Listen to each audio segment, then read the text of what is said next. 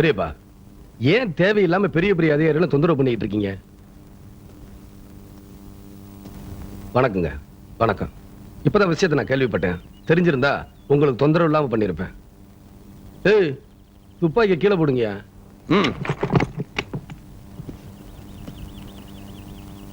என்ன இங்க கலாட்டா பண்ணிக்கிட்டு இருக்கீங்க?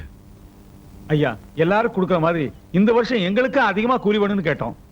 அவங்க கொடுக்க முடியாதுன்னு சொல்லி, நீங்க அறுவடை பண்ண முடியாதுன்னு சொல்லி, நீங்க தானே நட்டீங்க, நீங்க தானே தண்ணி பாய்ச்சினீங்க, நீங்க தானே களை எடுத்தீங்க. இதுக்கு எவ்வளவு பாடுபட்டு இருப்பீங்க? 6 மாசம் படாத பாடுபட்டிருக்காங்க. எதுக்கு?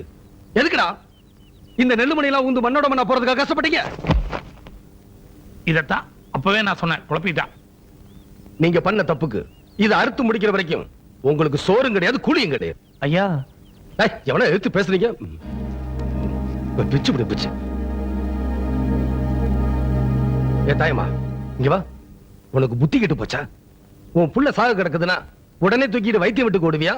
இல்ல புள்ள செத்தாலும் பரவாயில்ல, என் கூலிதான் முக்கியம்னு சட்டம் பேசுவியா? நானும் எவ்வளவோ சொல்லி பார்த்துட்டு இவங்க கேட்க மாட்டேங்கிறாங்க. சரி சரி, சீக்கிரம் வேலைய ஆரம்பிங்க. முதலாளி, உங்க வார்த்தை கட்டுப்பட்டு தான் வயல்ல இறங்குற முதலாளி. இந்த பாருங்க, கூலி குறைவா கொடுக்கறதுனால யாராவது சோம்பேறித்தனமா வேலை பார்த்தீங்க,